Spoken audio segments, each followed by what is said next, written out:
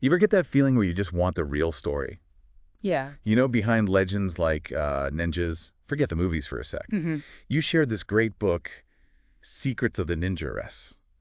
Their training tools and techniques. It's from Kokoro Books, 2002. Right. It's packed with details, illustrations too. Yeah, and it kicks off with a pretty serious warning. It says the skills, the tools, they're dangerous. Don't try this at home without proper instruction. Definitely a necessary disclaimer, I think. So our mission, let's say, for this deep dive, cut through the myths, really get what ninja life, their training, their amazing tools were actually about. Sound good?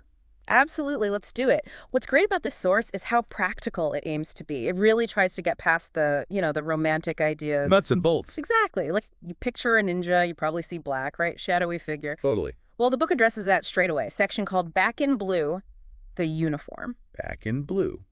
Okay, that's unexpected. Yeah. But looking at this illustration here, kind of makes sense. Dark blue, yeah. Better camouflage at night, or even blending in with like common peasant clothing than stark black would be. Right, which might actually stand out more. Yeah. And the uniform itself just screams practical. This Yeah. Uwagi jacket, loads of pockets, it says. Yeah, and that's not just fashion. It's about carrying everything you need, being self-sufficient. A one-person operating unit, almost. Yeah. Especially deep in enemy territory. Precisely. And those pockets, they signal that need for preparedness. Then you've got the hakama pants, narrow-sleeved, the book said. For easy movement, I guess. Less snagging. Exactly. Crucial for agility, moving quietly. Yeah. And the Zukin hood, about 30 centimeters wide, like a veil. That offers serious concealment. Not just the face, but breaking up your whole shape. Right. And the Fukumen mask, simple cloth, but disguises features, and it even says it muffles your breath. Wow, muffled breath. That's a detail you wouldn't think of, but vital for staying hidden. Then the Tekko gloves, yeah, protection, but also warmth, and apparently kept insects off. Huh. Practicality down to the bugs. Nice. And the Kaihan leg wraps. Tied tight and could hold shuriken. That's what the illustration suggests, yeah. Every single piece had a function.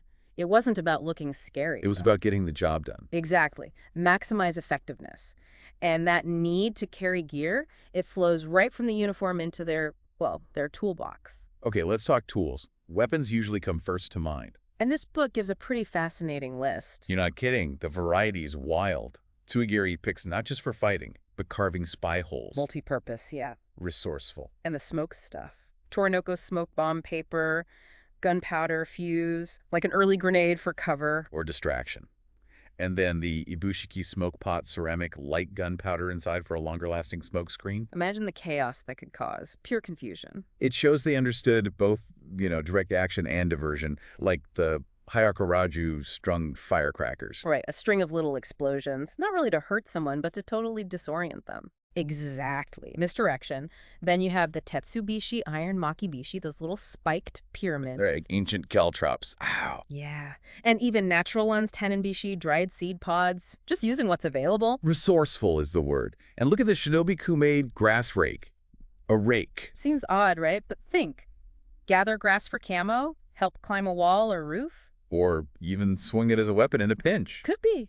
And the Kakushu iron block, like brass knuckles, but also for blocking a sword strike. Clever. So many uses for one item. That's the theme. And more on the Tetsubishi, a tetrapod design. 4 points. Meaning, however it lands, one sharp point is always sticking straight up. Always effective. Nasty, but smart. And, okay, the iconic stuff, shuriken, throwing stars. Yep, 4-pointed ones mentioned, and also bow shuriken, more like throwing spikes. And it clarifies makibishi were more like, thumbtacks, really, just to slow people down. Okay, weapons are cool, but the actual tools section, this is where the problem solving really shines. Tekokage iron claws. Hand-worn, yeah. For defense, sure, but also climbing. Imagine the grip. Seriously. And lock-picking tools, marukagi, for big locks, and this karakubikagi trick key looks like a 7 for storehouses. Yeah, apparently those often had thick walls, needed special tools. These weren't your average burglars. Clearly not. Yeah. And the climbing gear continues. Kaginawa hook rope, a karikagi grappling hook with a proper anchor. Essential for scaling walls, getting onto roofs, standard kit, you'd imagine. And the uchikabi prying hook, handheld for climbing holds or forcing doors. And the subtle stuff. Shikoro mini saw, double-edged, different sizes, cutting edges, maybe even bars. Possibly. Then the kasuga cramp like a metal staple. To make instant handholds or footholds, or jam a sliding door. Ingenious. Subogiri forked pick cuts round holes. And a dia could be used as a compass. How? The book doesn't detail how on the compass part, just that it could be. Maybe something about its balance or material. And the kiri pick, small, concealable, just for making holes. And a roll-up ladder. Makihashigo, just throw it over a wall. Plus, a standard saku lockpick. They were prepared for anything. Meticulous planning, definitely. And the odds and ends list just keeps going. Mishoer secret document holder. Disguised as a short sword or a pipe. So clever. Kayaka Ayer gunpowder holder, maybe look like a tobacco pipe to avoid suspicion. Hoguchi tinderbox, basic fire starting. Essential survival skill. And the Sehoibukuro shoulder bag, a net bag, worn over the left shoulder. Leaving the right arm free for action. Smart design. Tenohira Tamatsu handheld torch. Pine resin, burns even in rain. That's brilliant. And the Gondo searchlight, a candle and hoops, so it stays upright when you move. Even their shoes. Zuri sandals, rope, and cotton soles for walking silently. Right down to the footwear. And look at the Kusuriya medicine pouch. Looks normal, but... Hidden side for a family crest. Like subtle ID. Maybe. Or psychological. And the tobacco wire pouch probably held gunpowder, not tobacco. Less smell. Makes sense. Kune spade, small shovel. Norishizutsu flare, smoke signals for allies. Pseudo airpipe bamboo tube for breathing underwater. Amazing. And the Orit Taminomi folding chisel. Concealed, sharp. It's just an incredibly comprehensive kit. Thought of everything. Which fits, because getting around unseen also meant communicating unseen. Talking the talk. Codes and signs. Yeah, you can't just shout messages across rooftops. You need secret methods. And they were creative. Goshikimai 5 color rice. Dyed rice grains. Blue, yellow, red, black, white. Arranged in patterns. Yep. Over 100 possible codes. Imagine trying to crack that. It's like a language hidden in plain sight. Incredible. And UNO emoji rope code. Knots tied a certain way on a rope left hanging somewhere. Subtle. Overlooked by most people. And for actual writing. Shinobi Iroha. A whole ninja alphabet. A unique 48-letter system for the Iga and Koga clans. Serious linguistic secrecy. And they even use kami emoji. That's like ancient Japanese script pre-kanji. Exactly. Hardly anyone understood it anymore, so it was perfect for code. The examples look totally different from modern Japanese. That's so effective. It really shows it wasn't just about being sneaky physically. It was brains, too. Intelligence, planning, outthinking the opponent, which probably links to mental discipline, right? The book mentions meditation. It does, briefly. Page 46, under the moves. Doesn't go deep into how they meditated here, but... But mentioning it alongside physical training suggests it was key for focus, for resilience. And that physical side, the intro, mentions a 5-hour daily workout. Yeah. Intense commitment, building muscle, endurance, strict diet, and mastering ninjutsu itself. And ninjutsu isn't just fighting, right? It's the whole package. Stealth, spying. Exactly. Infiltration, espionage, unconventional warfare. And that section, Walk Like a Ninja, page 42, definitely points to silent movement being a core skill, something practiced constantly. You have to be incredibly focused, incredibly controlled, which leads right into on Jujutsu, the art of hiding. Not just finding a dark corner, it's a whole discipline, like Tanuki Kakur, badger hiding. Badger hiding, okay, tell me more. It's laid out in 4 steps in the illustration. 1, pick a tall, leafy tree, climb up. Okay. 2, get deep inside the branches and leaves, really bury yourself.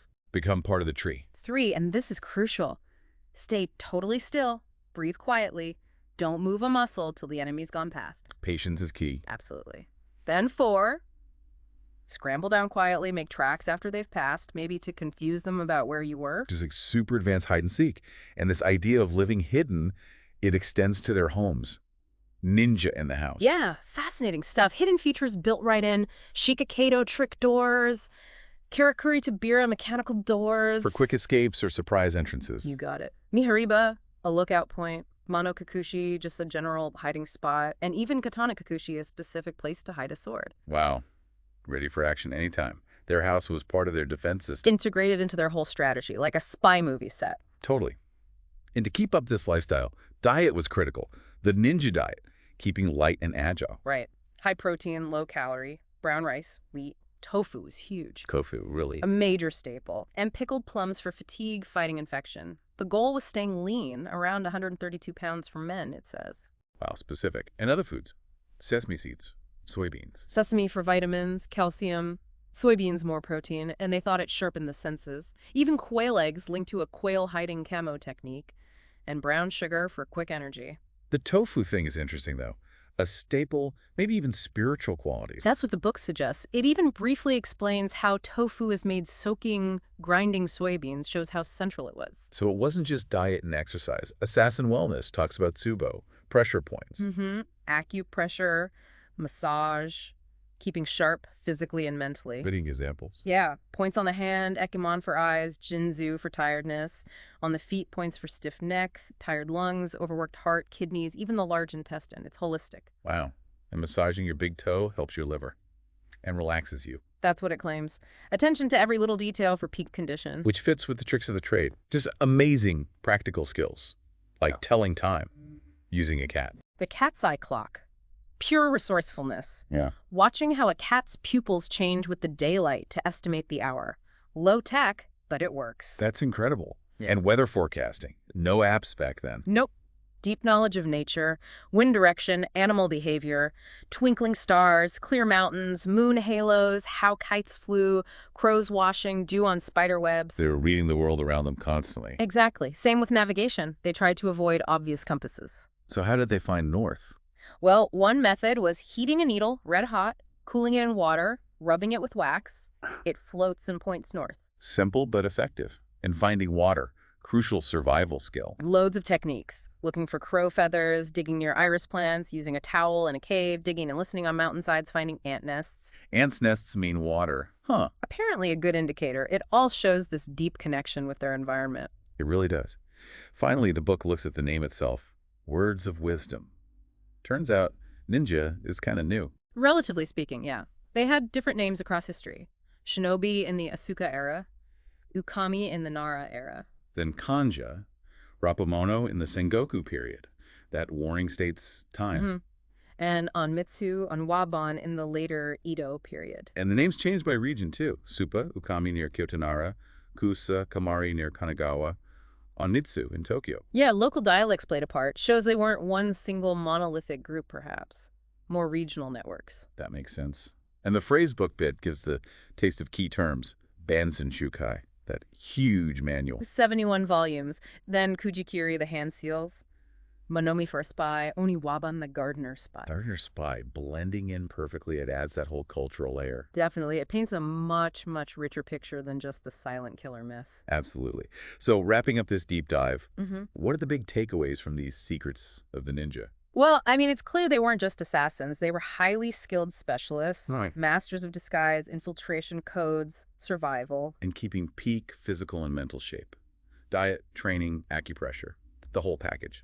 And their tools, their techniques, it wasn't fantasy stuff. It was deeply practical, adaptable, everything chosen for a reason for effectiveness in their world. From the blue uniform down to the cat's eye clock. Exactly. It's just incredible ingenuity, discipline, and understanding of their environment. That's the real ninja. It really is. So it makes you think, doesn't it? With all that ingenuity, that dedication we see here, how could those principles, stealth, resourcefulness, adapting, maybe be relevant today in our world saturated with information?